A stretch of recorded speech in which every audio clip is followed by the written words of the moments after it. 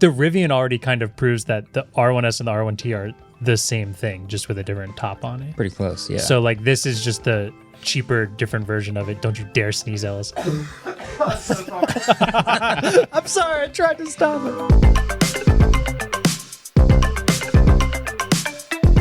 Yo, what is up, people of the internet? Welcome back to another episode of the Waveform podcast. We're your hosts. I'm Marques. I'm Andrew. And I'm Nintendo Switch. It's not funny anymore. I'm sorry. I think we did it one too many times. That's fair. Now too many times. Too many times. Switch Just like too the many times. Switch too many times. I'm David. And today, we've got... Damn, this is good SEO. No, we have a lot of stuff. Attention grab. Everyone's unhappy about this. Insane intro, guys. I don't know how we're gonna get through this pod. No, there's a lot of stuff this week. There's a lot of headlines. There's some new phones. There was some new EVs, new companies, new headlines, new disasters, New I/O, new potential clowns and crowns. All kinds of things happening. Yeah, new I/O. Yeah. So it's been a lot. But I do want to at least ask, did you guys actually pre-order the Switch 2? Because the date has come and gone. Yes. No. I remember you did not. No. You did. You guys all were talking about it, and I had some FOMO, but then I also didn't feel like opening my laptop, so I must not be that interested in It was at midnight ET, so it was pretty. Oh yeah, it was definitely pretty annoying. I remember. I remember I was somewhere on the West Coast, and I remember seeing that the work Slack was popping off at 9 p.m. And I was like, "That's kind of weird, isn't it? Midnight over there?" And then I was like, "Oh, it's because the Switch." Yeah. So pretty much every single website exploded, as usually happens when things get dropped. Pre-orders get dropped. Ironically, I think that these websites were releasing batches of orders. So like Walmart at 12:25, randomly you could just start buying them again. And I actually had ordered one through Target, and then they canceled my order 20 minutes later. So then I had to go to Walmart. Anyway, ironically, a lot of people had the most success just going to the physical stores, because GameStop was open at like 11 the next day, and people just went to the GameStop, and there was like 8 people in line, and everyone was like, "Oh." Nice. People are not used to like buying things. I think that stores actually anymore. would have been the smartest route. Yeah, to like go to a GameStop at 11. And yeah, because they have certain allocations. So, anyway, we probably won't talk about this again until someone gets their hands until on it's it. actually out. Yeah, until it's actually out. But at least one Switch has been secured, so that's great. Yes. Okay, we got to talk about this Slate truck. I have so many thoughts on this Slate truck. I was trying to come up with an analogy actually for it, and I think there's actually like 4 or 5 correct analogies. One of them I think Ellis will really like. I think it's the iPhone 12 mini of trucks. I need to hear this. I also think it's the Zenfone 9 of trucks. I also think it's the Project Aura of trucks. Yes, that one. There are many things, but first we should just explain what it actually is. The Spirit Airlines. That's another good one. The Spirit Airlines. That's true. Choose your own adventure. So the Slate truck, what it is, it's fascinating. They started making headlines as it was fully unveiled out of like stealth mode. Nobody kind of saw this coming. Yeah. But it was a new company with a new proposition for a vehicle. It's a electric truck, but it is the ultimate, most bare bones truck possible, and then you can customize your way into the truck that you want. So this base truck will be $27,000 after incentives, maybe about 20 grand. Will be, allegedly. And it'll be completely empty, bare bones, no stereo, no displays, no tow hitch. It has no paint. Yeah. It's just plastic, molded plastic. And if you want to change the color, you can wrap it. And if you want to add a display, you can add it. If you want to add a speaker, you can do that. If you want to add power windows, you can do that. But it is fully blank to start. So the appeal is obvious. It's cheap and it's customizable. Yeah. It's also small. Beautiful. Well, that's debatable. It's small for sure. So it's a 2-seater with a small bed, but you could actually even potentially do the add-on that turns it into a sedan. You could like bolt on like a roof and some more seats. Like a crossover. Like a crossover, yeah. I also would argue the bed's not. It's a 5-foot bed. It's bigger than a Rivian. So bed, a 5-foot bed, but only a 2-seater cab. Yeah. So yeah, a small truck. Same size as a Rivian truck bed. Give or take. The Rivian's like a 4.5-foot bed. It looks very small, which makes me very happy because in Japan they have all those really tiny trucks, and I really want. There's like they're called key trucks. I was looking this all up this morning. Yeah, they're so cool. There are so many people that like the Subaru ones that are amazing. The Subaru one's awesome. It's like the Subaru Sanham, I think, or something. But like people import these into the US because they're like fairly cheap. They're manual. They're easy. The truck bed is big enough for a lot of like things that wouldn't fit into the back of a big Pure SUV, function. and it's pure function. I think someone yeah. said they're banned in New York State. I've seen them in my town in New Jersey. In New York City. I forget the exact rule, but you're not allowed to have them in New York City. And they're pronounced K trucks. K trucks. Yeah. Okay. A video I watched said key truck. So Well, they are KEI, so. So just a couple other like baseline specs to get it out the way. The essential baseline version is rear-wheel drive, single motor, roughly 150 miles of range. You can upgrade to an all-wheel drive drivetrain. I think that's something that they would do, not you. You can also upgrade to a larger battery, which get you about 240 miles of range. Yeah, it's actually an additional battery that they put in. They just add battery. They added an additional whole other battery. And yeah, there's just, if you go on their website, you can play with the customization. Oh, wait, they do have that? I want to make the most expensive Slate possible. Well, so that's the thing, Oh, Andrew. you can't do that yet? You have no idea how expensive the most expensive Slate is because you don't know how much the extras cost. All you know is that they cost extra. So they give you the base price, which gets the headlines really going. And so, this is a $20,000 truck. Yeah. Sure. But we don't know. I mean, I assume the business model is higher margins on accessories and eventually building you up to a $20,000, $30,000, $40,000, $50,000 truck when you spec it the way you want. But that's not the appeal. The appeal is it's customized. It's exactly what you want. It's not too much. It's small. I would love to go through the analogies now of why this is the insert blank here of trucks. Yeah. Spirit Airlines, I think, is the obvious one because the Spirit Airlines thing is you get The a basis seat. of it is I want a vehicle that drives and has a bed, and every other thing. The Spirit Airlines is I want to fly to a place. Yeah. Yeah. Do you want to keep your shoes on? Probably another $30. Costs some money. Like that bag, 4 inches too big, more money. So. Yeah. Would you add power windows back? No. You keep the rolling windows. I love rolling windows down, man. Manually, hand cranking that. Actually? Oh yeah. I said the same thing. Everyone said I was crazy. No, it takes me back. It takes me back to a simpler time. I think when I was in my dad's truck and I had to do this. Okay, one, how often are you opening your windows? all the time. It's warm out. Dude, it's getting to the point where windows open and highway driving is like definitely not worth it. Not on the highway. Two, it's almost too hot already. We're The other thing doing is the like humidity. it's about to rain and your passenger side window's open. You gotta Just pull reach over. across. It's You just gotta, fine. One You foot on the yeah. wheel, little One foot on the gas, one foot in the grave. You know what I mean? It's plastic. That's what they you can just say. wipe it right off. It's okay. That's an option. Yeah, you probably add the stereo back. I'm guessing you probably add. I forgot the stereo. That one's Yeah, it pretty doesn't rough. have a stereo or a touchscreen, which is very funny, but it does come with a phone mount. And you Has a phone can. It mount. also has a speaker mount, so you could just put a JBL flip in there. And Which there you is go. That's your an sound option. system. You know, Yeah, that's something you could do. that's fine. I gotta say, their website is like so cool. It has there are 25 options like right on their website really site cool. showing all the things that you can do with it, and there's definitely one of these that will appeal to every single person on the planet, Yeah, which is very cute. everyone except people who buy trucks. Okay, their SEO is terrible because I it's literally true. cannot find the website. I'm trying. Oh, it's because Slate is also a publication. And it's also just like pulling everyone The else's website SEO. is is slate.auto. Just type that in. Okay, thank you. Yeah. So okay, Spirit Airlines analogy makes perfect sense. Okay. Here's why I think it's I'll go next with the iPhone 12 mini. I would love Of to know this trucks. one. Okay. Let's hear it. And this is similar to the Zenfone, but in the US, where most people buy trucks, where the most popular vehicle is the Ford F-150, where the second most popular vehicle is the Silverado, and where people buy massive trucks all the time, not because they're forced on people, but because that's what people just want. A small truck like this will have a very enthusiastic niche community that loves it, but that community will not be large enough to keep it on sale for long enough to sustain, just like the iPhone 12 mini.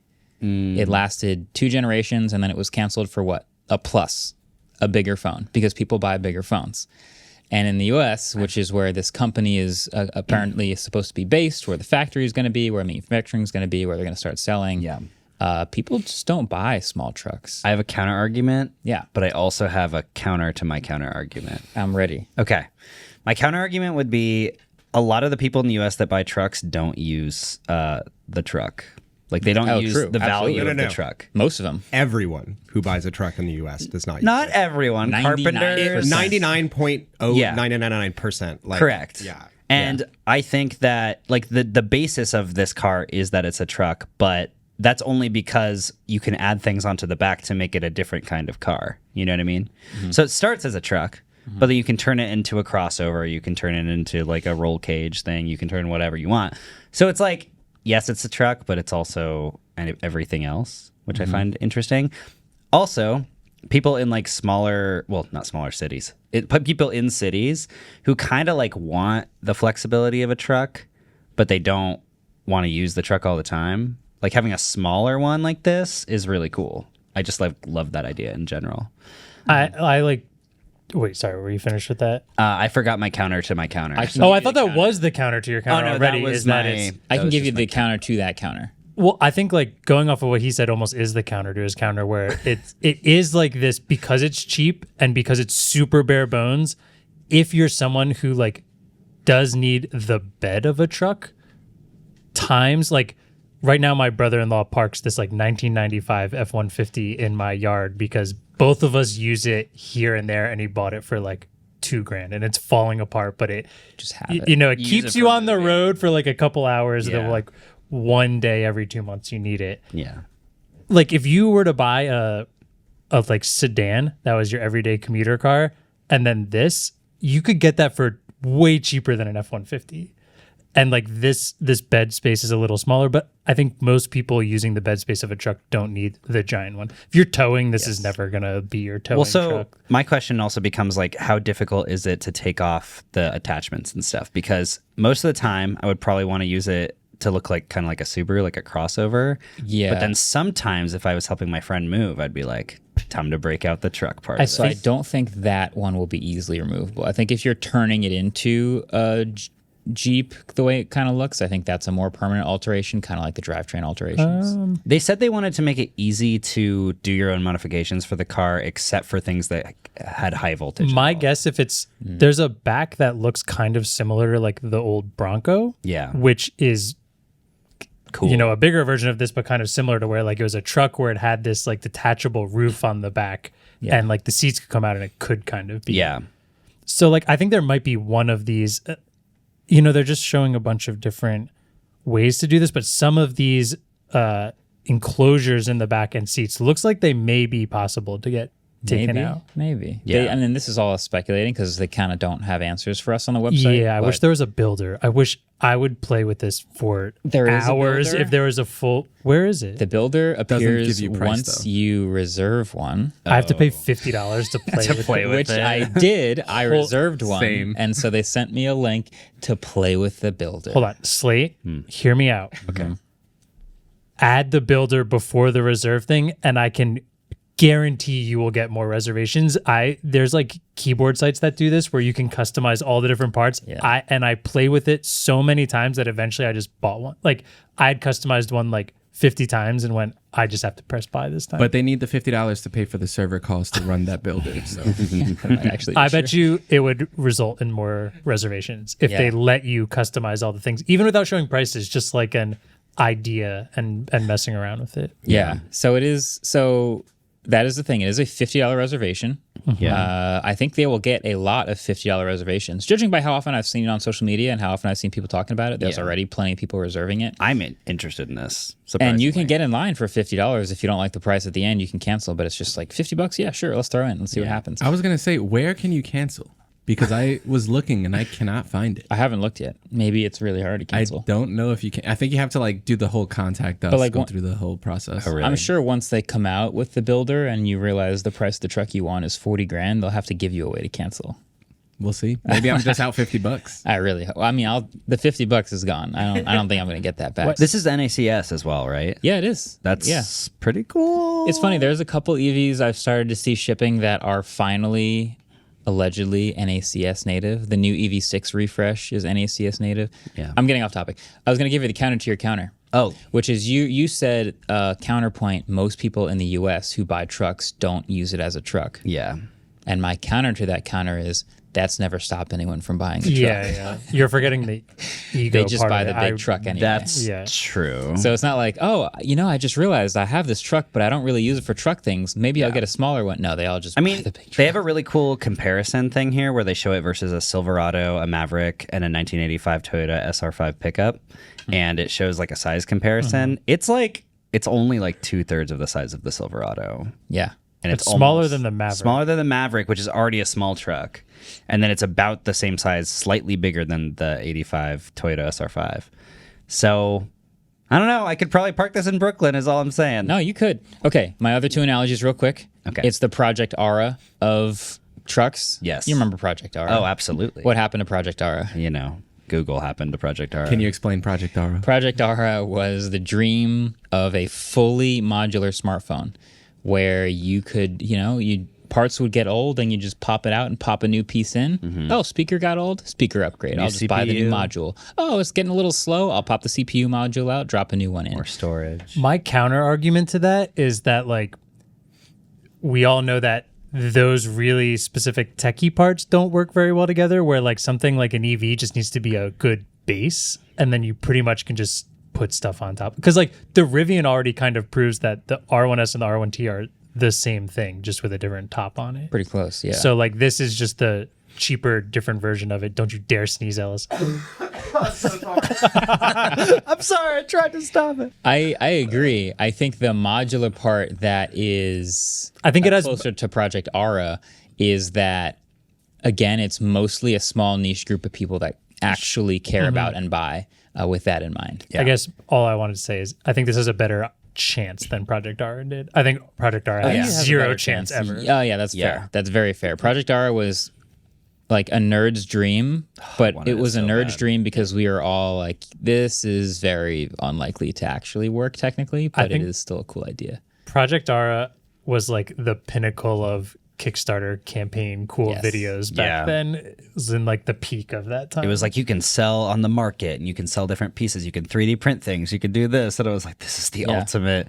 Yeah, but there's just not a market for that. Yeah, ultimately. It was kind of the same thing where like it was such a cool, universally approved idea that the video about it went viral outside of the regular tech community. Yeah. And people were like, oh, yeah, modular phone. Yeah. The iPhone doesn't do this. Android phones don't do this. We all think this is a great idea. But when it came time to actually support it and buy it, there just wasn't enough. I got a couple things about this too. I know that it says it's $20,000. Mm-hmm. There's just no way. Like both. One, they're trying to get rid of the federal tax incentive, so by the time this actually comes out, that'll probably be gone. 27. So it'll be 27,000 without the incentive. Yeah, right, 27,000. You could get a Ford Maverick brand new right now for like 24. Yeah, but is it electric? It's a hybrid. Oh, well. Also, like the whole point is that it's a blank slate that you can add on things onto, and so they're selling you this dream of modularity, but again, they are not saying how much any of those pieces cost. So it's getting all these headlines because it's like, oh, $20,000 modular truck. By the time you actually kit it out the way you want it to be, it's probably going to be over $40K. Like, I'm thinking. I mean, there's a reason they're not telling you the price of the modules right now. Yeah, exactly. Yeah. And then last thing, I just wanted to note, it is interesting that they are doing it this way because I was reading about this and apparently different parts of the process of making a car are expensive in different ways, and one of them is like painting is apparently an incredibly expensive part of the process. Mm-hmm. And so you would look at car modifications like when you're buying a car and it's like $2,000 for paint. What the heck? Apparently it costs a lot of money to paint cars. Mm-hmm. So not even painting these cars and then just giving you like the bare bones like injection like plastic instead of having metal everything. So I mean, I think it has promise, and I think there's a high probability that they will actually ship this thing, which is not something I think I've said about almost any electric startup before. Tell me why you think that, because I've done a good amount of digging now, and I've read about this company and about the fact that they have a factory building that they've acquired that they're going to tool up, and apparently it doesn't need as much tooling to do the plastic as the metal, but You really are convinced that, I mean, they're saying winter 2026, which to me sounds... That is soon. To me, first of all, okay, Slate is an anagram for Tesla. I know. And I just need everyone who's been making fun of the Tesla Roadster not coming out for 7 years. Yeah. And then it's suddenly on board for the Slate. I need you all to realize the irony of that, please. I need you all to understand that they're the same thing. Yeah. Well, the same okay, thing. but One's a company that definitely could have put that out already, but they just keep Matter of fact, your Tesla, money $50,000. Yeah. Yeah, Tesla had a history up until that point of actually delivering what they said they would as far as hardware. Slate doesn't. And so to me, they are currently in the same exact category as Canoe, as Fisker doesn't really count, but No, I would like compare Canoe Faraday perfectly. Future, like the companies that never got there. And I would say that, we want to believe in them, but the Tesla anagram is so funny to me because it's like, okay, it's a Slate, it's a new Slate or whatever, but it's the same letters as Tesla. And Tesla that's isn't shipping funny. where It this is not very shipping. funny. But yes, I'm rooting for it because I think they have a chance at actually shipping this, but I'm curious how confident we can actually be in that. Guys, what if I told you there's a car on the market right now that is it doesn't have quite as low a baseline, but it's just about as configurable and customizable and modular as the Slate truck. It has an extra 45 inches of space in the back. It can have as many seats and 2 extra seats added as part of its modularity. And it can tow 6,900 pounds with the right engine option. It's a bus. No, because it's only 40 inches longer than the Slate truck. It's a small 40-ish 4 feet inches. longer. This car exists. 4 feet is pretty big. It's it's still smaller than an F-150. What is this car? It is the Ford Transit van, baby. Oh, the Transit van. So Yeah. it's not electric, but I think it says a lot that people are geeking about this truck. I think If you really needed all of these things, it's been on the market since the 50s. I think, is a strong but it has a can't- roof to it. Yeah. What's in wrong the with bed. that? It's space. You can't turn It's that into vertical a- space that you don't get. Carrying big stuff. I don't think that's the truth. Just because, how- here's the thing, right? When you go to Europe, where there are just as many plumbers, there are just as many carpenters and electricians, you never, ever, ever see a pickup truck on the road. Ever. Nowhere. And it's because that quote unquote I think you could argue it actually get more vertical space. I physically do not think you can argue that. Yeah, It because- literally has no top and a top. I know, but you can't just stick things infinitely up in the air. Out Not of a truck infinitely. bed. I know, but a lot of Ford Transit vans are almost tall enough that you or I could know pretty what a much Transit van stand. We is. could pretty much Yeah, I stand know. up straight in it, right? You're not going to get something 6 feet sticking out of a truck bed without it being really annoying to drive. Also, flex, we're 6 feet tall. If you say Thanks you're for 6 calming me feet, down you're not there. really 6 feet. But you know what I mean? I think there's just like an aspect of freedom in that where there are things that happen in there that you couldn't fit in an enclosed space. And I know what a transit van is. Yeah. Maybe an I think- open trailer is better than both. I think the know? the vertical space limitations of the van are vastly overrated because I don't disagree with Think you. about what driving a truck with 7 feet of pallets in the back would be like. I'd so much rather have 5 feet of pallets with a roof over that and no air flowing through it. Yeah. I think Anyway. that people just really like the idea of modular anything. Oh, I And totally it is agree. much easier to get funding when you can say, look at your freedom. You can do whatever you want. Oh yeah, You And get look to at make these the decision. Look at these pre-orders. I think there's also, and in that sense, the separation from a truck bed and a transit van where you're all inside, like, I'm going to bring this up just because this is the best mock-up they have on this. It's Mulch Ado About Nothing, a fake mulching company where having things in the bed of your truck, like manure, is better to have outside of your truck than inside of your car. Touche. I think, and I just want to say that because I think the way this succeeds is for smaller local companies that can buy a absolute baseline of this truck, wrap it in their company logo, and do things like handymanning with a ladder sticking out of the handymanning, landscaping, small things like that don't involve towing, but do involve a bunch of crappy tools and stuff that are dirty in the back of your truck. If it's a really good platform, and it's a business expense, in theory, you'll save so much money on repairs that it actually makes a lot of sense. But I do feel strongly that if you're the kind of person who needs these things in a vehicle, that vehicle already exists and you probably already own it. Yeah, I think the best case version of this, if it succeeds and they actually ship this thing in a year or two, however long it takes, is I think one, it could be a little commuter for people.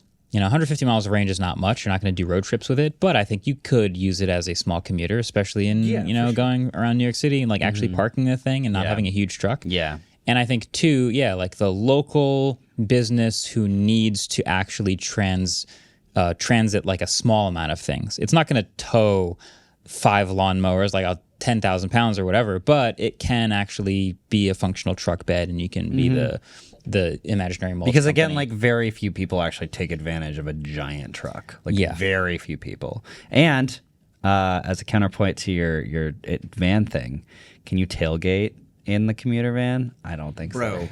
Are you kidding me? You could put a disco ball in there. Yeah, You could it would throw be- a actually, that would be a whole party sick in the back in of there. your van. I don't want it to be air conditioned. I Have want you- to feel the sun on my skin. Yeah. Haven't got you ever some shade. seen anything from the 60s with the VW vans? It's like they're Well, party yeah. machines. Sure, fair enough. But I want to sit in the bed. Very important distinction. All right. I love how that was like 30-ish minutes on something that may or may not come out. Yeah. Yeah. I think see. it's super interesting. I think it's Yeah. like really hard to not find this interesting in some sense. I'm just excited for people to get really mad when they announce the prices of everything. Oh yeah. Yeah. Would you say it's closer to Project Aura in that it never ships but has a lot of interest, or closer to a Zen Phone 9 or iPhone 12 mini where it does come out, starts to ship, and then we discover exactly how small the demand actually is? B. Agreed with B, because one thing we didn't mention is this is backed by Amazon, right? It's backed by Jeff Bezos. specifically. Allegedly? I don't know how It's got official some that money is. behind it. It seems like. I think it will release. I just think that it's not going to be as like good or cool as people make it out to be. Also, this is one of those things where people are like, yeah, take out all the stuff. I don't need that in my car. I don't need that in my car. And then when you start driving around without a screen and without a stereo The system, light phone. Rolling those windows up. Hey, I'm down for that. Okay, that's the one exception. Okay. I gotta get those arms moving. You know what I mean? Yeah, so- you got to work it up so you can watch all those YouTube videos. exactly. Of course. Like I posted a video, by the way. Dude, You it didn't see was so It's awesome. sick. You got to did see crank in that. the car so you can crank it home. You know what I mean? Okay. All right. I Yeah. think that's our best way to move on to the next one. Zero segue. Did you see OnePlus backed off their price hike of the I did OnePlus Watch see 3? that. Yeah, And they're sort refunding of. people who paid it. Yeah. So it would be a $500 watch, and then all the headlines came out, and they were like, "Whoa, $500! What's going on?" And some amount of people did pay the $500, Yeah. and then they decided, okay, we're actually going to walk it back to be $349, up from $329. Yeah. And so if you paid the $500, we'll give you your $151. Maybe back. some people paid the 100. The 500. I'm wondering if anyone did, right? Because it's possible like they didn't sell two or any. three people. Maybe. Maybe. Yeah, but they moved it up by $20, so now it's $349. And they said that they figured out some supply chain adjustments so that they can keep the price where it is, and they said they are not going to raise the price anymore, which All is right. interesting. So they're basically just saying, even if tariffs come for us, we will eat the cost. I think it's like a goodwill thing. Like, this was a pretty horrible move by them, and I think moving it back and then saying it will stay the same price now, it's just a move from them to not get people really angry at them. Refunding people is a classy move, too. Yeah, Good I job. mean, definitely. Yeah, absolutely. Good job, OnePlus. So that was funny. Speaking of tariffs and Speaking of prices, tariffs. Okay. this is a funny story because Yeah. I saw this in the Slack when it first was like hitting the news, which was Amazon's going to start showing how much the tariffs are increasing the price of the things you buy. Mm-hmm. And my immediate reaction was, I thought I said like 2 weeks ago on the podcast, there's no way anyone does that. So this is really crazy. Amazon, this is really crazy. Yeah. And now it turns out it doesn't seem like that was actually real, but it is still something that people started talking about, which was, what if they did? It might have Well- been real. It's kind of hard to say. From what I've seen, it seems like it was only ever for Amazon Haul, which is like specifically a Temu kind of That is like. according to Amazon representatives. Yes. Okay. Yeah. Yeah, I never saw what that was, and the reason it blew up is because someone asked in a press briefing Yeah. that's going to do this. the They White said it House. was a hostile and political act, and then all hell broke loose on all of Yeah. it. It would make sense to do it on like Amazon Haul because that's like we've all seen Timo and Temu and stuff like that, where it's just like straight from China, super, super cheap. And like, that's obviously going to get hit the hardest. Yeah. They had apparently considered doing it with Amazon Haul. This is allegedly from the Amazon spokesperson, that they had talks about maybe doing that for Amazon Haul, but it was never approved. And they were definitely not going to do it for regular Amazon. Yeah. According to Amazon. That makes sense. A direct from China thing will like label things that are more expensive with tariffs, but I just can't see them ever doing it on main Amazon, because that almost removes one of your levers to like changing prices. When people see tariffs go down, they'll go, okay, now the price should go down, right? And when tariffs go up, they'll understand the price goes up, but they'll want you to drop it down again once the tariffs go down. I mean, it would be nice. It's kind of like how the price of everything went up during COVID, and then a lot of companies just kept the prices high because they knew they could. So, which is why they'll never show it. Exactly. Yeah. That's why the groceries are expensive. That's why the eggs are $1,000. Yeah. Speaking of tariffs, yeah. Oh my God, there's so many. Okay, one more story. This was it showed up in my inbox. I got an email from Bowers Wilkins. Yeah. And Bowers Wilkins, they make like high-end audio products. They make speakers. They make headphones as well. Yeah. Have you seen some of their headphones? Oh yeah, like $500, $600, $700. Yeah, the PI8 in-ear, PIX8 or really whatever. pricey. So they emailed me and they said, "Hey, Marques, here's some information about these new headphones we're coming out with. They're called the PX7 S3." I said, "Oh, I've heard about the S2s. They're really expensive. I'll see what's new." I read through the email and they tell me everything that's new with them. And then they say, "By the way, we are not announcing a price. And we aren't because of the uncertainty of the tariff situation. And so we're not going to be giving that information at this time. Yikes. Instead, we'll have a notify me button on the website. And as soon as we have them on sale, you'll get an email." Yikes. And that's the first time I've seen that happen. Probably a smart move, to be honest. Well, yeah. I mean, when I think of Bowers Wilkins and $700 headphones, I think that they've priced in quite a bit already. And I don't know that they're on like the thin, razor thin margin of like, have we accounted for the tariffs or not? Yeah. But the tariffs have been that crazy, so maybe that is going to affect them. But yeah, that's the first time I've seen a product announced where they're straight up going, here's our new product, here's all the information about it, except for the price. We don't know. Tariffs are going crazy. What about the Slate truck? Well, they have a base price at least. Yeah. So, and then to round it out, Ellis, you had a tariff story you wanted to... Oh, yeah. Tariff corner. Yeah. So I just bought this new camera and I needed an adapter for it. And so I bought the adapter on eBay and was not paying very good attention and didn't realize that I bought the adapter from China. Mm-hmm. And on May 2nd, it is currently April 30th.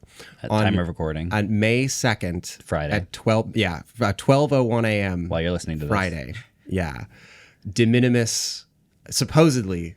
I don't know if I even understand what's going on, to be totally honest. It's so confusing. But it seems like de minimis exemptions are going away, which means the $8 adapter I ordered will be subject to a $100 postal fee, followed by a 141% tariff. So it'll be like I think that changed. Isn't it 54% now? from China. It's going to be different every time we check. You will be That's what paying I'm saying. between 20 and 200% on that. Well, I will Quantum definitely be payment. paying the $100 postal fee. So the last I heard is Sunday at 3 a.m. China time, the international flight departed. That is the last tracking that means you're good. notification. No. I believe it is it's when it in gets to the port. continental United States. It's whenever it goes through customs, I Yeah. believe. So I have approximately 36 hours for this thing to go through customs. Otherwise, I will be paying. You know, it's weird. I swear someone told me that China was going to pay for these things. But, I guess it'll be Just me. keep your receipts. So Expense it. I'm just picturing a guy. I'm picturing a guy as customs like scanning things at 11:59, like boop, boop, boop, and then it gets to Ellis's and it turns to 12 o'clock. He's and like waiting. dude, puts it back. And like, what's even so annoying Send is it like, back. God forbid this like adapter has the wrong like flange distance or like there's something weird about it. Yeah. Because then even if I return it, I can't. I Yeah. can't get the tariff money back. Yeah, it's Schrodinger's payment. Yeah. Until you open the package, Yeah, you don't yeah, know, man. exactly. You're paying $8 or you're paying $128. So yeah. Well, that's the world we live in right now. All right. Well, speaking of the world we live in, we also live in a world where right before our ad break, we do trivia. That's that's We also live in a world where Crazy sometimes we ask people to subscribe earlier in Oh, the show, yeah. but we Done didn't. that. But now at least there has been 40 minutes of rambling that you can decide if you ever want to listen to again or block us entirely. Also, someone's going to Take ask. your I'm pick. going to get ahead of the game. This is a Nikon 1J5. I was gonna say you That's should the tell camera people, I want. yeah. Nikon 1J5, and I got it because I wanted to shoot all of my 16 millimeter film lenses on high megapixel camera. Yeah. So far, it seems pretty good. I took a really funny picture of Adam with the flash earlier. We'll put that in the show in the notes. no, right here. It's over my face. You're looking at it right now. Very nice. Guys, today's trivia question is a little bit experimental. Ooh. I don't know how it's going to go. We're trying something new. Okay. Just like, actually, we tried something really experimental that came out on Wednesday. The bonus episode, Your Creator's Favorite Camera, which we should have mentioned. If you haven't listened to that, go listen to it. We tried something really different. There might be more like this in the future. There might not be more like this in the future. But if you like it, let us know. And subscribe. Because we're really interested in maybe doing more stuff like that again. And if you who all is in that episode? We got Casey Neistat in that episode. Becca Versace. Brandon Brandon Wiley from LTT. from used to be LTT. We got we got a lot of really cool Marques Brownlee. Marques Brownlee. Whoa. Oh, yeah, he was in it too, yeah. experimental trivia question. Number one. According to Wikipedia, slate is a fine-grained, foliated, homogeneous, metamorphic rock. But I also found through my searching that there are 10 million things called slate. 10 million. 10 million. And so over the course of this episode, / whenever, we do this music, I would like you guys to write on your whiteboards every single thing you could think of that is called slate. I will accept places. I will accept concepts. I will accept historical events. I will accept phrases? products. Phrases. Okay, so we do need Sure. that marker sooner than we thought. So we should just be writing over the course of this episode as the slate names hit us. Exactly. Okay. Okay, so not the official name of it, just be called Slate. Yeah, be like Like slate. I'll give you an example. Yeah. Don't use No. What if that's the only thing I've thought of so far? If you know this one, I will be just shocked. Okay. There is a city in Kansas called Slate, Kansas. That was yours? Oh, you were born there. I forgot. So yeah, stuff like that. Okay, cool. Yeah. So 1 point per answer. 1 point per answer. No. Whoever writes down the most. oh my Gets what the in the point. world is this? Okay. Okay. Like I said, experimental. This question might fall flat on its face. Fair enough. I But like there it. are so many things called slate. Okay. So many. What if you get all 10 million? Then you get a bonus point. Yeah, you then get 1 point. You get 1 point. And if two of you get all 10 million, no one gets the point. Bet. All right. Well, we'll think about this. We will be writing all episode long. See if you can catch us. And answers will be at the end like usual. We'll be right back.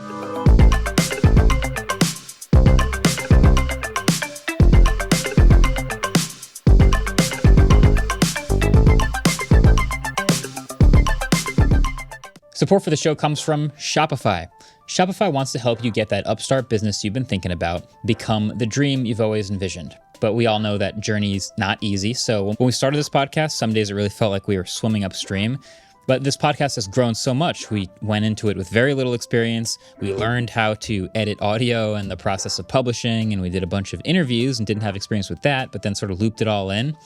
And it was just a lot of time. But we got more and more experience. We added team members to improve efficiency and workflow, and that's how we got to where we are today. If you're running a small business, then you face some of the same challenges we faced, and you're looking for a partner to help your business grow. Shopify is your answer. Shopify is the commerce platform behind millions of businesses around the world and 10% of all e-commerce in the US, according to their data. Shopify has built-in tools to help you with social media and email campaigns and boasts a 99.99% conversion rate from browsers to buyers, both online and in-store. And the best part, you can tackle all the important tasks in one place, from inventory to payments to analytics and more. Shopify even has global selling tools to support sales in more than 150 countries. Simply put, Shopify is a small choice that you can have a monumental impact on your business. Turn your big business idea into with Shopify on your side. Sign up for your $1 per month trial and start selling today at shopify.com/waveform. Go to shopify.com/waveform. That's shopify.com/waveform. All right, welcome back. It is time to talk about the budget phone company's budget sub-brand's Pro phone. That's right. And it's called the CMF Phone 2 Pro. Not that there is a Phone 2. This is something Nothing and CMF have a really hard time with, is naming products in a way that's understandable for everyone. Yeah. There's a 3A Pro, but there isn't a 3 Pro. You know what the problem with the 3A Pro is? Okay, it's a budget brand's budget phone. A series. Pro budget. It's Pro. the budget brand's pro budget phone. And so now there's because a the budget A series is the budget one. Yeah, it's supposed to be. So now there's the budget phone Nothing, which has a sub-brand called CMF, which has a phone, and this is the Phone 2, but it's the Phone 2 Pro instead of the Phone 2. So there is no Phone 2, it's the Phone 2 Pro. Sub-brand, Pro phone. This hurts me. Anyway, this is it. It's actually really good.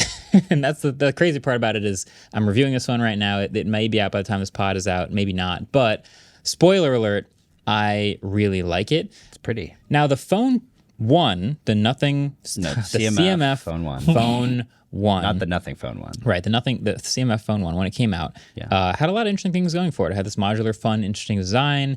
Not the best specs in the world, but it was kind of cool that you could take the back off and replace it with another back. Those modules don't all still work with this phone. The lanyard still does because they Only use the lanyard, the little thumb screw design at the bottom corner, but the rest don't. But instead, what they've done here is they've changed the system to a sort of accessory back, which is this thing right here, which has two really cool things about it. One is it has a mounting point for camera lenses that will go over the top of the primary sensor. Cool. And two, you see this magnet right here in the shape of the MagSafe magnet? How does it work? It is the strongest MagSafe magnet I have ever felt. Ever. I've attached this to like random other various MagSafe accessories, wireless chargers. The phone doesn't even wireless charge, by the way. I'll just pop it on a wireless charger just to attach it, and it is so strong. Yeah. So this back is really cool. You take the screws off the back of the Phone 2 Pro, you pop the white back on, you put the screws back on, tap the thumb screw back in, and then you can pop any one of, well, there's currently two lenses that they've made. CMF made a macro lens and a fisheye lens. Yeah. So the concept is now here. I was looking back at the last phone. Some people made some third-party accessories for the first CMF phone. They didn't make any new ones after they launched it. CMF didn't. Yeah. There was a couple cool backs that people made. So I'm curious if that's going to happen again with this, if we might see some other phone lenses people make for it. It kind of depends on how well the phone itself does. But in general, it's a roughly $279 phone. That's pretty good. It's a 5,000 milliamp hour battery. It's a 3,000 nit 1080p 120 hertz display. It's AMOLED. It's got 33 watt charging. It's 128 gigs of storage. It's very responsive. The software is great. It's got all the same features as a Nothing phone. It still has the essential space too with that extra button. Triple cameras is like, I think the reason they're calling it Pro. Yeah. But it is just a 1x, a 2x, and an ultra wide. The 2x, to be honest, I don't really find it that useful. It's a dramatically worse sensor than the primary, and it's only 2x. And the ultra wide is also a tiny sensor, and it's 8 megapixels. But if you want to shoot ultra wides, at least you have one. But yeah, it's just a really all around solid phone to use. Nice big display with very small bezels. I think in general, I find it a great value for money. What is the point of these notches? Those screws. The screws here. Those screws are simply there to hold the new back on. So they sit there all the time. Yeah, you can take those screws off. This goes on and top of the back. continue to use the display. But that white back goes on top of the existing back. You don't take the back off anymore. I have a couple of questions and complaints. Yes. One, why didn't they just put the magnet in the phone? I've asked that about many phones in the past. It seems like I'm just going to leave that back on the phone all the time. That sucks because this color sucks. Yeah. White, this is beautiful. Are there not other colors? Yeah. I assume there were other colors. There's Sure, an but- orange, there is a black, and then there's this light green. But they're that's all kind of matte, matches. right? Yes, the orange is kind of like this half tone, Okay. half matte, half glossy. Could maybe be interested in that. But I feel it's very pretty, and it's kind of sad that you're just covering it up all the time. Like, Yeah. I don't really see the point in having these mount screws because it's like it already looks very nice, and then you have to just destroy the colorway, you know? Maybe people will make other better looking backs since Yeah. it's just like a modular system. That's true. Maybe CMF But could. then if you did that, you wouldn't have the magnets. Yeah, really, those magnets are good. Yeah. They hold up in the car dash super well, very strong. It'd work well in the Slate Auto truck. For sure. Yeah. So tell me about the accessories that they made for this phone. So there's a couple. There's one, the lanyard is basically the same as the last one. So if you want to have your phone on a lanyard, which I learned from the comments of the last CMF review that apparently in Japan, very common. There's also a wallet. Now this is my beef with the Apple wallet, you know, the MagSafe wallet on the back of the iPhone. I said in the video when I first reviewed it, like, this is way too weak. I do not trust this. I put it in my pocket. It pops right off the back of the phone. Yeah. And I got heat for that. Bro, I still stand by that. It's too weak to be a wallet that I trust. Yeah. This one, they also did a wallet for it, and it is rock solid, and I actually would trust it. It holds like 2 or 3 cards, and then it also has a folding kickstand mechanism. So it's a wallet / kickstand that magnetizes to the back. That's pretty cool. I think that there's one more. I don't even remember what it is, but that's kind of it. It's just the lenses they've made for the cameras, the other accessories. Okay. So, Okay. yeah. Yeah, it's kind of sad that most of the other accessories from the phone, the CMF Phone 1, do not work on this. Yeah. That sort of highlights the pain points of modularity and like modular systems. This always happens. Companies come out and they're like, look at this, we're going to have this awesome ecosystem. It's going to be so cool. What has it been, like 8 to 10 months since the CMF Phone 1 came out, and it's already months. replaced and you can't do anything with the accessories? Like, Yep. that kind of sucks. Yeah.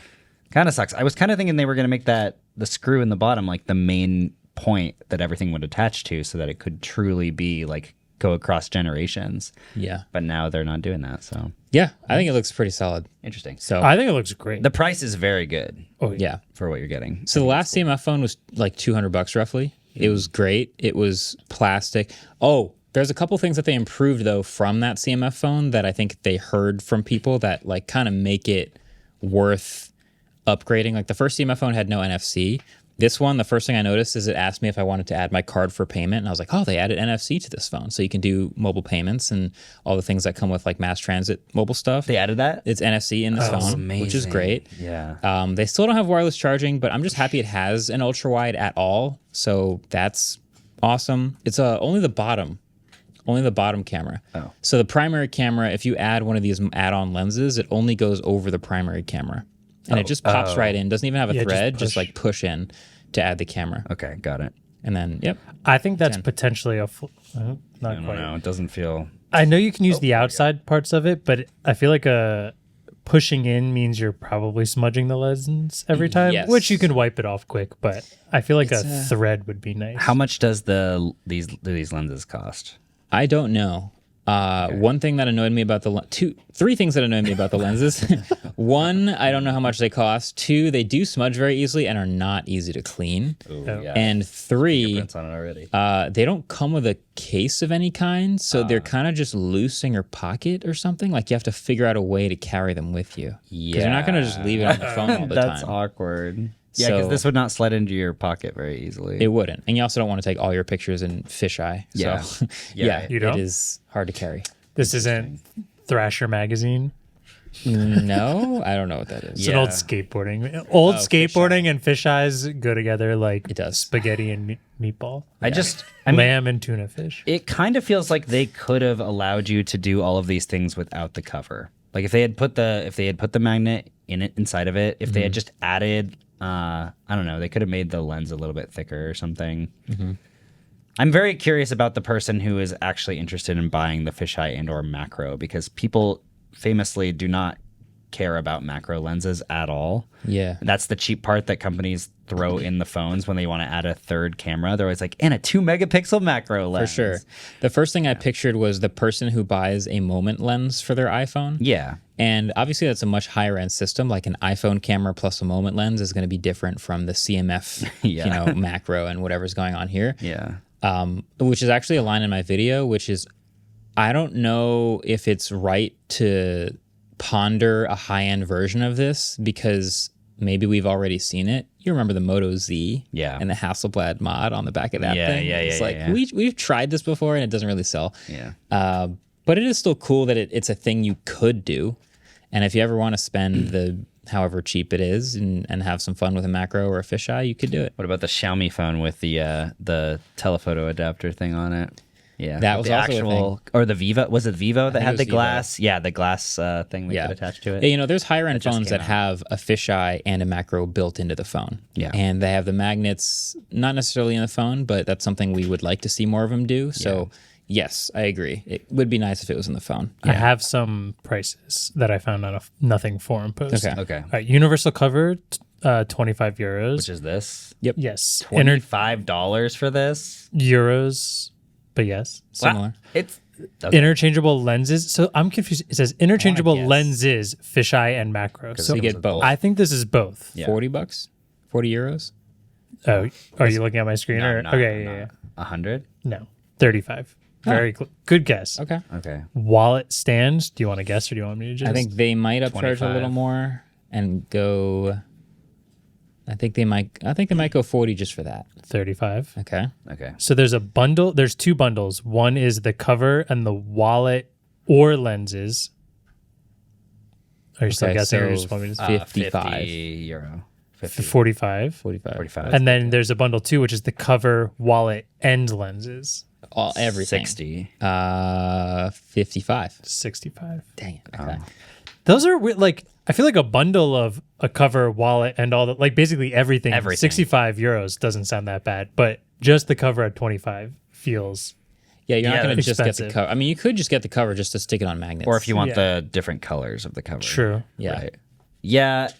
It's an interesting strategy to be like, we're making a quote unquote modular phone, but we're charging a It's the ton Slate. of money. It's the Slate truck. It's the Slate truck. Charging a ton of money for Whoa. all the components. That's so funny. So this is another I Slate don't know. truck. It seems like a pretty good phone on its own. I'm really glad that they brought NFC to it. No, it really is. So, I mean, I've used this phone for a couple of days now. It is all the same stuff as a Nothing phone. Yeah. And it's 120 hertz and it's responsive and the display gets plenty bright and it's 1080p. And I feel like when I use this phone, it's very easy to think it's a $450 phone. Yeah. And it's not. So that's the good thing about it. Okay. So, yeah, shout out to the CMF Phone 2 Pro. Speaking of companies that used to be OnePlus. I used to. I still am, but I used to too. I used to as well. Hey, OnePlus, good reference. Well, OnePlus has announced the OnePlus 13S, Yeah. which is supposed to be their slim phone. Is it slim or is it small? That's a good question. Because I see the headline is powered up, sized down.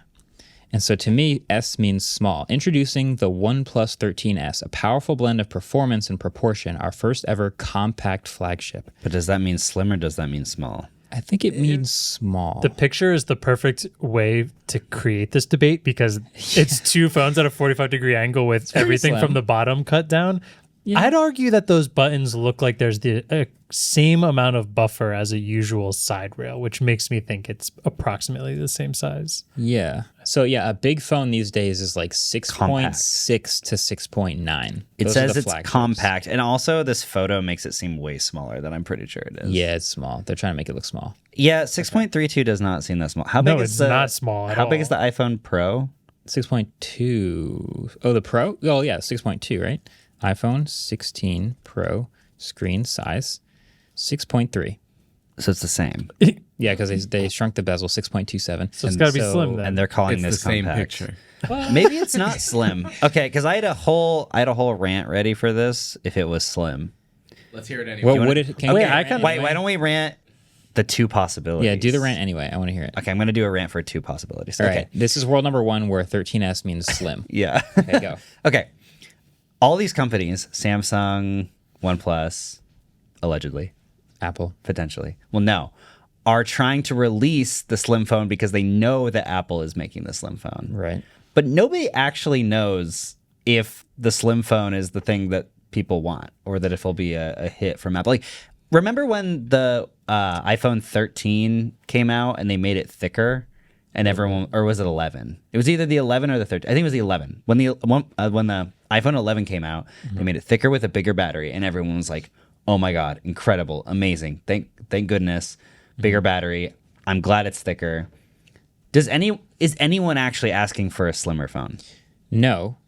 Counterpoint. I'm ready.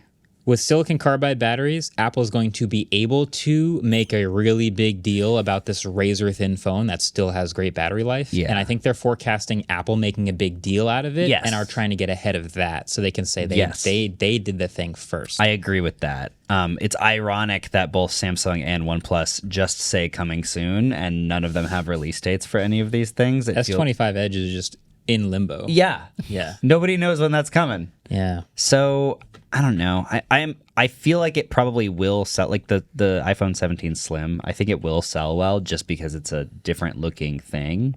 Yeah, I'm trying to figure that out. But I think it's just it's another product in the Air category.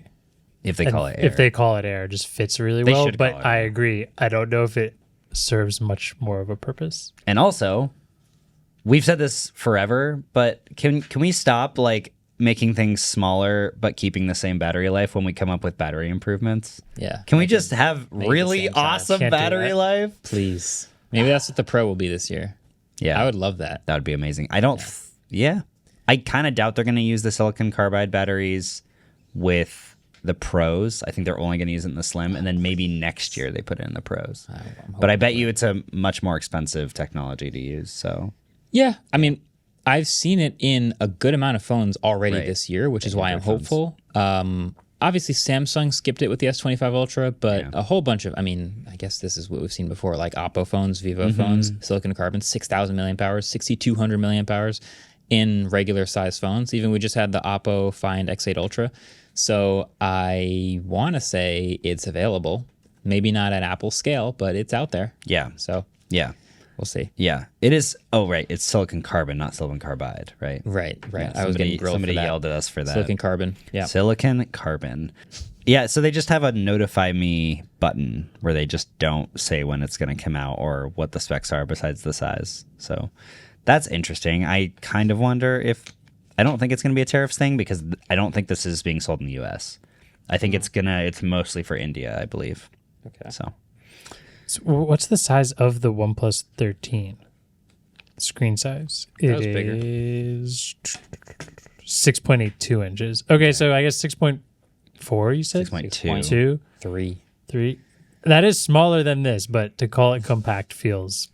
feels like a stretch. David, do you have a rant for if it's a small phone? Okay, if it's a small phone, nobody will buy it. And end of my rant. Which we already knew, but we still are cool with them making it. And it probably is a small phone. We'll enjoy it. Yeah. The Zenfone was a true small phone, 5.9. RIP to the Never OG. getting that back. But we're not getting that back. Yeah, So I guess 6.1 is like the compact now. Yeah. Last little thing before we take another trivia break. The Android show is a mini Google I/O just for Android that is coming next week.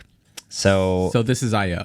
yeah, this is what we care about. I think that most of I/O is going to be Gemini oriented, just Yeah. like the last 2 years. Yeah. But on Tuesday, as of time of recording, Google is doing a little Android show I/O thing where they're just going to talk about all the updates that are coming to Android, which I'm very excited about. So next week we'll be talking about that on the show. So Is it a stretch to say that that's the only thing I care about? Like if I watch that, why would I watch? well, regular imagine I/O? what if Google announces their Gemini glasses for sale at I/O? What do you think? Whoa. Well, the same reason people love the Meta Ray-Bans is like the reason people would buy a Google Gemini version of that. Yeah.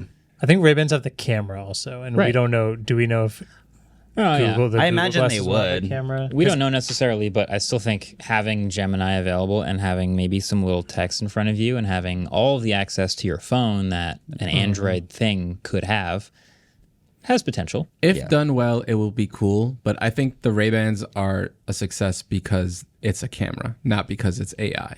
So if Google And it's does, Ray-Bans also. and it's Ray-Bans, so it looks nice.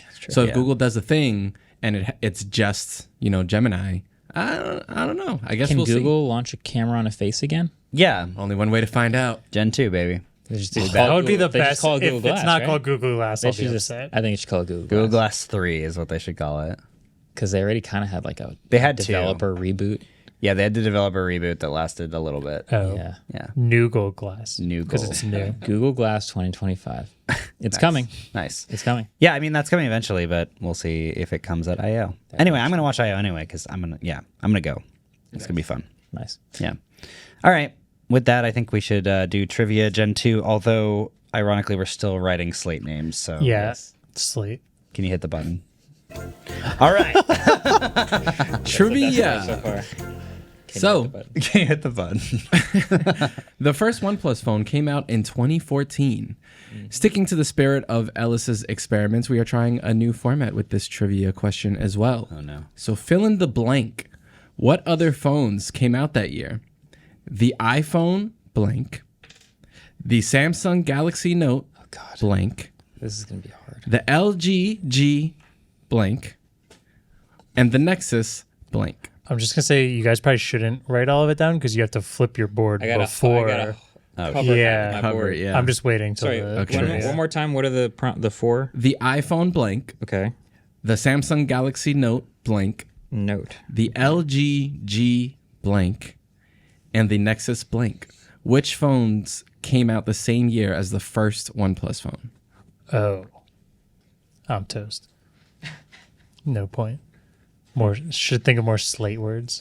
Definitely gonna. Yeah, I'm gonna have to think about this one. First OnePlus. Is phone? it like a sort of 1 point per correct answer type of thing? I'm debating. I'll see when we get to the end. But it might be 1 point per correct answer, or whoever gets the most correct gets the point. I don't know. We'll see. Okay.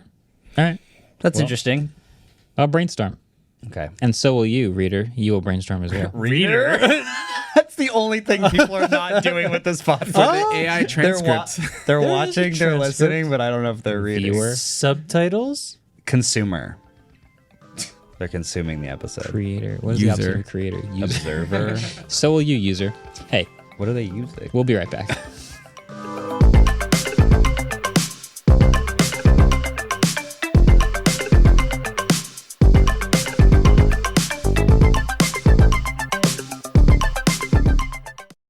Welcome back.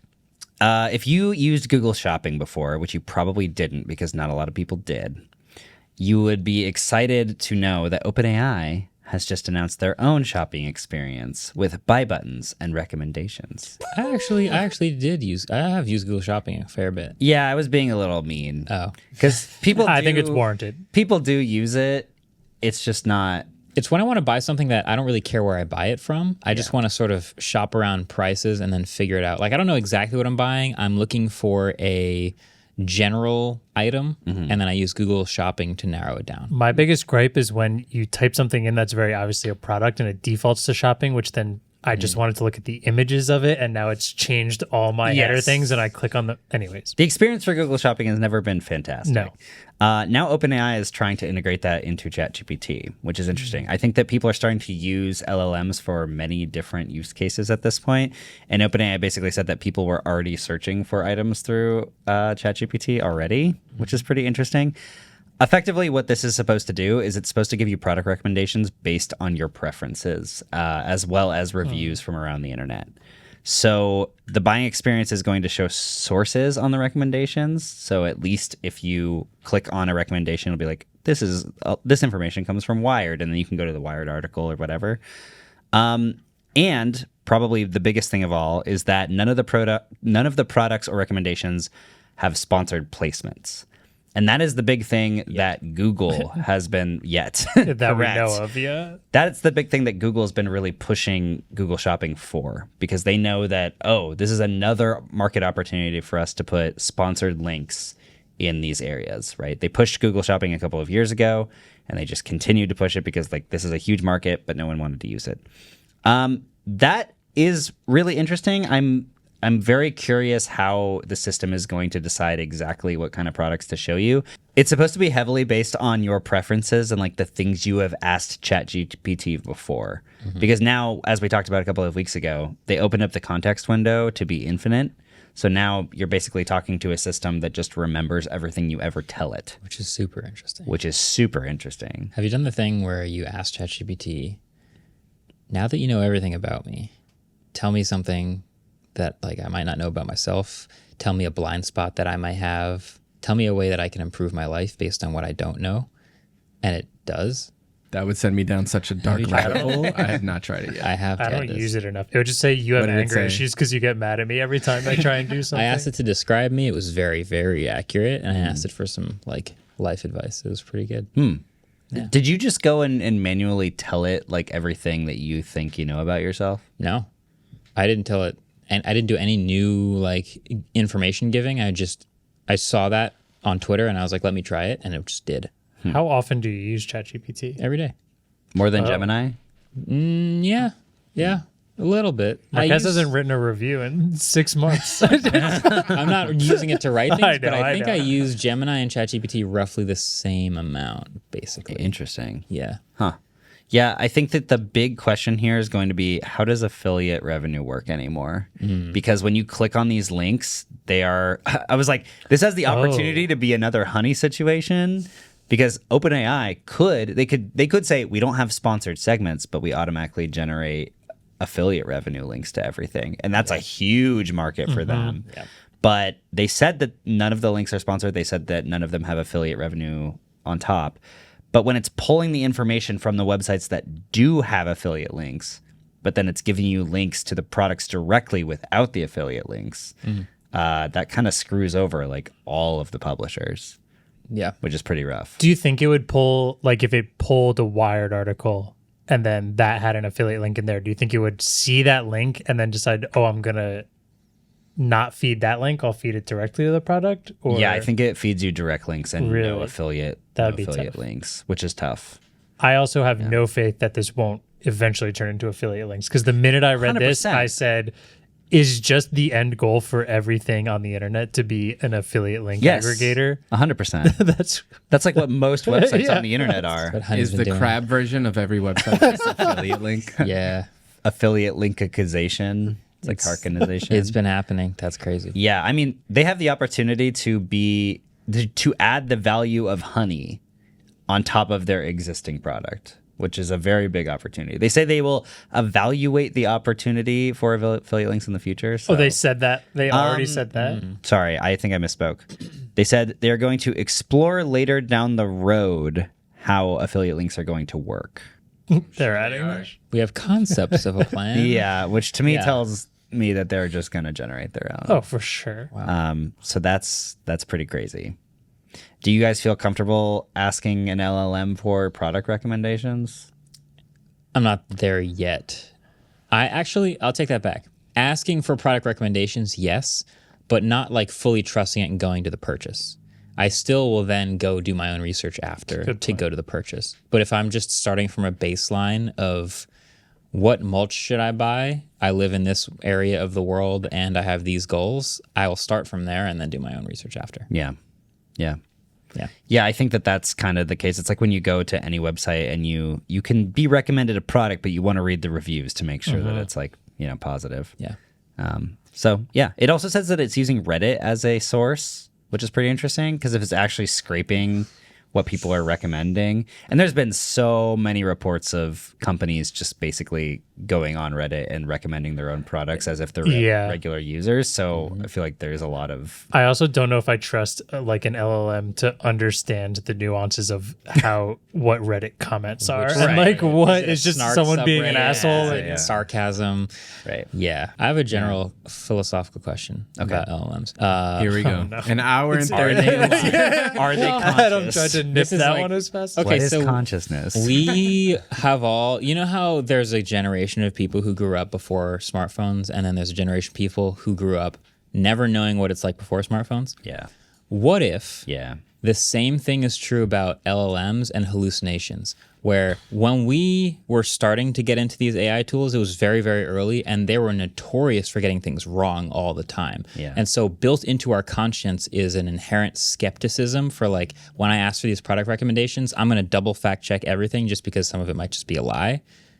And then at some point, there's a generation of people who's going to come online and will never have had to think about if the LLMs lie to them or not.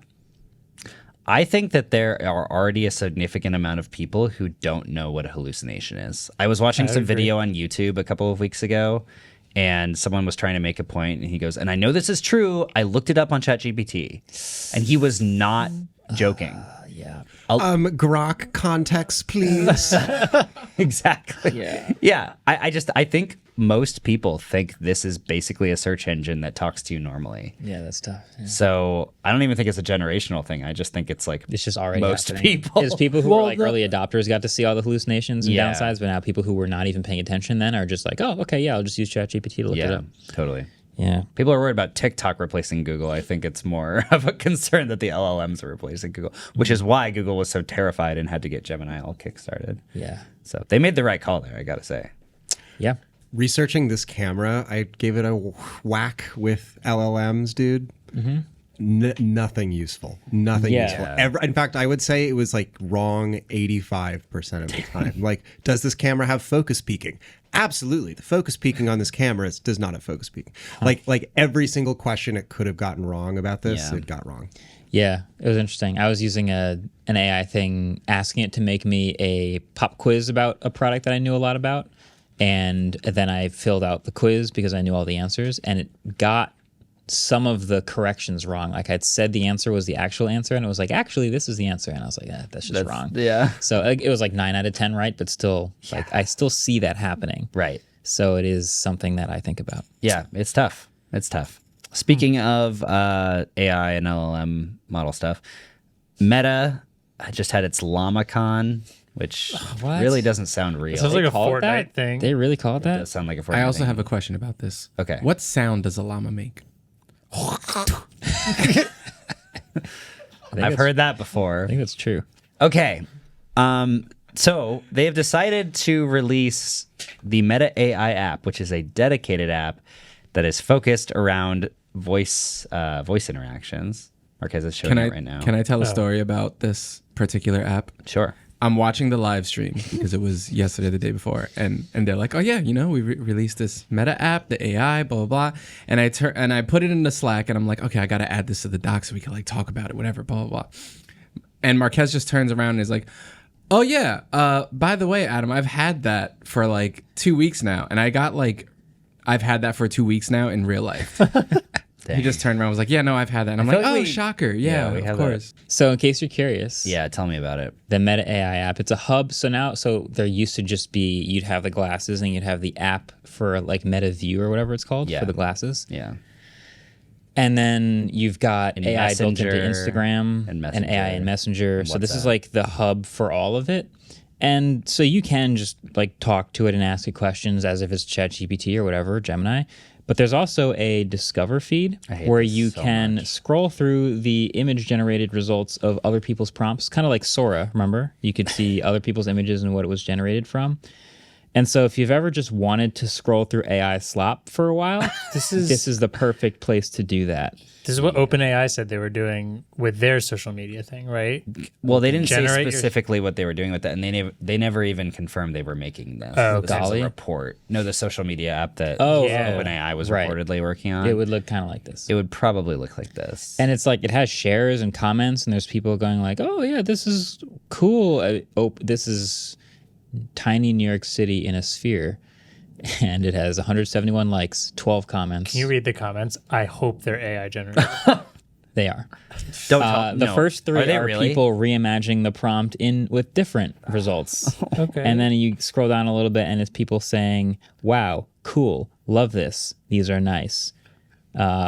You just know every time there's a Fire. new social media platform, the influencers jump on it and they're like, "I got to get on this because like, in case it blows up." And if you're getting on the Meta AI social media platform to try to be an influencer on there, you need to get some help. Wow, I'm Godspeed. right here, David. God. Yeah, I don't. Yes, That's agreed. Yeah, I've never agreed with you more, David. thank you. It's just it is a full-on social network of Yeah. AI generated. I think that Meta is banking on the fact that this is free, and like ChatGPT Plus is $20, and Gemini Ultra 2.5 Advanced with deep research Pro is $20. Version 2. New. Have you noticed that? I also, If you go on Gemini, you have the model selector. Every single model says new, and they have always all said new. I also have thoughts on that are probably too long for this podcast, because I was going to ask, like, how do you select what model you use, like, based on what your question is? Do I go to Perplexity? Do I go to DeepSeek? Do I go to a certain version of ChatGPT or a certain version of Gemini? Yeah. Do you guys even pay attention to that? Or That sounds like a great app that's just like a 6-sided die, a virtual This is the 6-sided die with all the different AIs on this it, is and the you thing. roll Wait, it before really? you. yeah, the Raycast app for iOS just came out. And it's like, you know what Raycast is on the Mac? Yeah. So you can like tab over and use AI chat and like pick between your models in the settings. This one is literally just pick your AI model and talk to it. And there's a selector, and there's like 15 of them. And you just jump in and you go, I like DeepSeek Is right there now. I'm feeling lucky Perplexity button? right now. I guess probably, but They're like, all just they're all competing. And yes, some of them are better for code, some of them are better for specific things, and I get that there are advantages to them, but aren't we all working towards them all being amazing Right. at as many things as possible? And nobody should have to know, like, oh, I'm supposed to use this one for Right. code. The Like, goal is like, I'm going to use a search engine, and they're all going to eventually Yeah. get me there. Well, even if you don't know, like for example, Gemini has 2.5 Flash Experimental, which says used for advanced reasoning. And then it has 2.5 Pro Experimental, which is best for complex tasks. Both of those tell me nothing. Yeah. Like Yeah. if I'm trying to differentiate between them, There's which one do I also, use? I love that there's 2.5 Flash, 2.5 Pro experimental, deep research with 2.5 Pro. There's also GPT 4.0, which is great for most tasks, but there's also GPT 4.5, which is good for writing and exploring ideas, which is also what I use it for. There's also O3, which uses advanced reasoning. So I guess I should use that. Yes. There's also O4 Mini, which is fastest at advanced reasoning. O4 Mini High, What? great at coding and visual reasoning. Okay, so they're not going to combine them all, but like, what? I don't even know how to pick between them. at this People point. should not. You should just talk to the thing, and it knows what your prompt is, and it picks the right model to do your prompt. So That the is next what you AI should be is doing. going to be an AI that decides which model Yeah. you should use for the prompt you have. But what model does that AI use? that's where we Your David American ML brain. 2.5 Pro Experimental Experimental Flash with deep research. with Marques research. advanced reasoning. I'm gonna start asking AI models which ones I should use.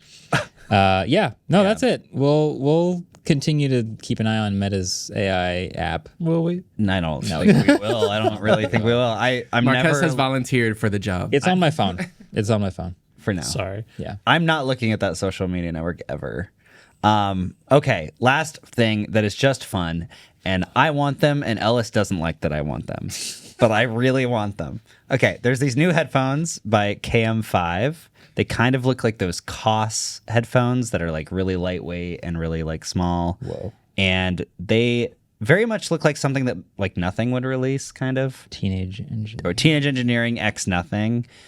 But basically, if you know what the COS headphones are, there's like 80s style headphones they're on ear, they're really small, they've just got a metal band that gets your hair stuck in it and pulls your hair out. Mm-hmm. But they have all the advanced capabilities of like a newer pair of headphones. So they charge with USB-C. You can plug them in with USB-C. They've got good Bluetooth capabilities. They somehow have active noise cancellation, which I do not know how that works when Can't they're be very on-ear good. headphones. Spoiler alert, it doesn't. Can't Probably be that good. doesn't. They just seem really cool, and they make this company also makes this CD player that looks freaking amazing. David, what is the price of these? They're $189. Okay, it's not as bad as I thought. Not that bad. And look how pretty they are. They're just pretty. They're pulling directly at the nostalgia heartstrings of a specific generation of people. Yeah, but they're USB-C. Yeah. Remember those things? What if new and modern? Yeah. Yeah. And I want it. It's the Ford F100, but electric. I'm It's really. the Volkswagen bus, but electric. I almost impulse bought these yesterday. They also came out on my birthday, so what are you going to do? You know? Wait. Thank you. I just blew myself a birthday. I don't know that there's anything superior about these headphones other than them being maybe lightweight. But, you know, good for them. Good for them. They look cool. I just wanted to mention these because they're cool looking. Shout out to They the are sick. KM5. All right. Well, I think that we should do trivia now. It's about that time. Can you Have hit- you been brainstorming? No. Andrew's brainstorming right now. Okay, I have a question. Yeah. Do you get a point off if we have something in there that's not? I won't be added to your total slate count. So I'm going to give you guys 90 more seconds to shore up these lists. 10 million? I guess like how specific do I have to that be? was hyperbole. There isn't. Oh, really? Oh, because I heard that and I was just like, I could just guess things. I thought you actually meant 10 million. 10 million exactly. Well, Okay. there I'm just going to leave it where I'm at. I don't think I can It's think you of know how anything when you more. get close enough to infinity, you just say infinity in math. Close enough to infinity. I feel like in math, that would be the time where you don't do that. In math, you would say, Right? I believe You you'd do say, I should not as the say limit anything about that. approaches infinity. The limit does not exist. The limit Yeah, does not exactly. exist. The asymptote. well, The asymptote. but you can't approach. Okay. Yes, it Damn, can. Marques has a big list. It totally can. If there's an asymptote, it's not approaching infinity. It's approaching the asymptote. Anyway. Oh, no, you're I wrote right, some things. I think. I Anyway. failed out of math. So. Who wants to slate first? Are we flipping them? One at, we don't have to. You could flip them. Oh, you'll just read it? mostly Okay, yeah, I guess we'll just one read at a it. time. Okay. Okay. I'll read my slates first. You said the slate truck doesn't count. The slate truck does not count. All right, so scratch that. Yeah, I had that. I have pixel slate. Awesome. oh. I have slate gray paint, Perfect. and I have. I think this is a made up one. I think. Yeah. Yeah. I think there was a Google Slate product, Well, there was the pixel There was slate. the pixel slate. but was there like a whiteboard product or no? This is. I think I'm imagining this one. That was the Jamboard. That was Jamboard. Yeah, okay, There is never mind. there was a Microsoft tablet called the Slate PC. That's not what Really? I was thinking. Yeah. I was thinking of like Jamboard. Okay, Okay. so I got Not two. bad. Not Two. bad. All right, two. All right. Let's go. I have a production slate, like the thing we clap. Sweet. That that's a good accept one. that. There I you have go. the pixel slate. There you go. So you said slate paint. I said Slate slate gray. the color. That works. I'll take it. And then I have a guess. And Okay. I can help look it up, but I didn't want to look like I was cheating. Yeah. Yeah. If there's a disc golf disc named the slate, because I know there's one named the slab. So I have to. So there might be a slate. If you don't know and you just start guessing, does that? It would have to be called the I slate. see and slate disc as an option, but it's I zero don't disc. think. in Yeah, stock, I don't think so- there's one. Unfortunately. That's a good name for a disc. Just saying. Maybe you should start a company. Not taken. All right, David. Trash Panda does offer their discs in a slate color. Oh. Trash Slate color. Panda does, but I I won't. unfortunately That's I already but put that's already slate the color. color. So that's Yeah. three. All right, that's three. David, what do you All have? right. I have Slate Kansas. No. I can't. No, no, you don't. Well played. Well There played. are two other towns in the United States called Slate, though. Did you get any of them? Wait, so Kansas is not a real place? No, Slate, Kansas is real, but I can't give that to you because I said it out loud earlier. Oh, okay. That's all you had? Or Oregon? I don't know. No. You have to write it down. What did, Did you write? down? Did you write down any other? I wrote Slate the website. Awesome. Yeah. Oh, we literally Slate talked magazine. about that. Wow. Yeah, great. I wrote Slate the color. Great. I wrote Slate the car. No, I can't accept that. I know. I put tail slate. I will accept that as a production slate. Yes, I put blank slate, the song by Taylor Swift. Not a song by Taylor not a Swift. song. I think you're thinking of Blank blank space. spaces. Oh, is it singular? Space. Singular? Okay, my bad. Oh, okay. I put Slate the rock. We talked about that. was- That was I- the opening That example. was the. I can't give you that one either. Okay. Unfortunately, I put the bird. there's a bird called a slate. I don't know, but there probably is. Wait, you just. You're right. I did do that to you. No, there's a slate colored bird. Yeah, but Well, I also put Slate the color. Yeah. we already got that. Did we? Yeah. Oh, okay. He already said that, right? Did he already say that? Yeah. Slate color. Okay. And then I put S latte, like small latte. Wow. I want to give you that for creativity, but I think latte's don't two know. T's. It is, but Yeah, you can't give him it's that. close. It is close. Is that the tie? Like, how do we break this? Should we Is just there give a them slate both bird? point? We just both There's get a no point. slate bird. Slate colored solitaire bird. Yeah, but that's the color. Oh, you're right. Solitaire bird? Yeah, I don't know what that is. So, pretty good, guys. We'll give the point to both Andrew and David. Nice. Nice. Good. All right. Okay. Quick Worth it. update on the score. Marques with 18. Give the Andrew with 10 after that correct point, and David with 22 after that correct point. Next question. So the first OnePlus phone came out in 2014. What other phones came out that year? Fill in the blank edition.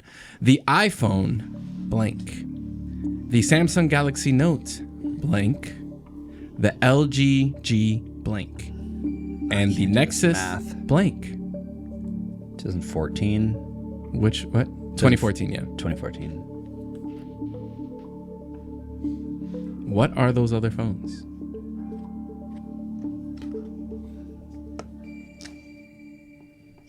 All right, flip them and read. What do you got? Man. I can't.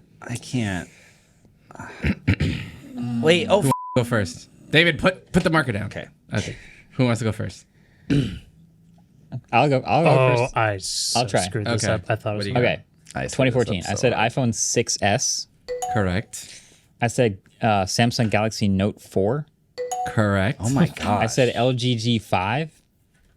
Wrong. And then I said Nexus 6 and 5X. Correct. Okay. So you got 3. That's pretty good. So it was probably All just So right. the only chance I have is the LG G3. You said LG G3. Yeah. Okay. Correct. And the rest very are wrong. nice. Well, Galaxy Note 6, iPhone 7, Nexus, unless the 6P also came out, which I No. don't think it did. That was later. Yeah. Okay. So you got Okay. one I messed correct. up when I started working here. David. Okay. Put Okay. LG G6. LG G6? Nope. Wait, really? Yeah, it was the G3 apparently. Yeah. Wow. Yeah. Okay. I put the Nexus 6. Thank Correct. God. I put the Galaxy Note 8, which I was very wrong. Nope. And I don't even want to say what my iPhone one was. Say it. I forgot all the S models. So I put iPhone 8/10, which was 2017, not 2014. Yeah, good. Yeah. Almost. Yeah, I'm bad. All right, so you got one as well. Nice. So I think I'll Dang. do each one of you gets the points. So David and Andrew get 1 point each. Marquez gets 3 points. What? So for 6 and 5X, do I just get 1 point for that? Yeah, it was just 1 point. Okay. All right. I feel because he said 6, but he didn't get 5X.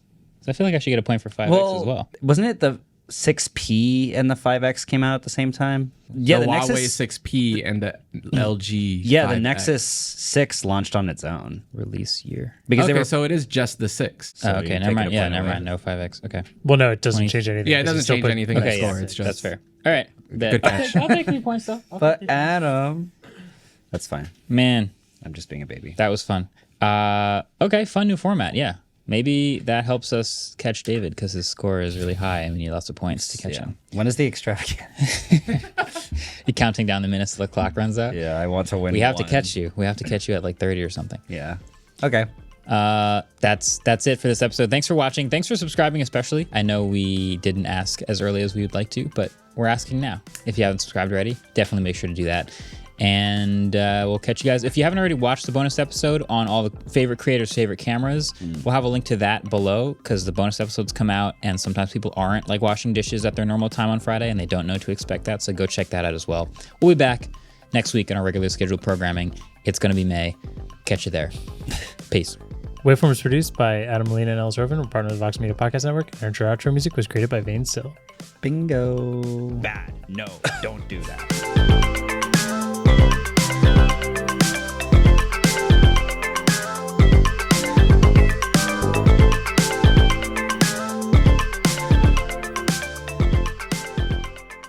It's called lubricant because it doesn't work. Really?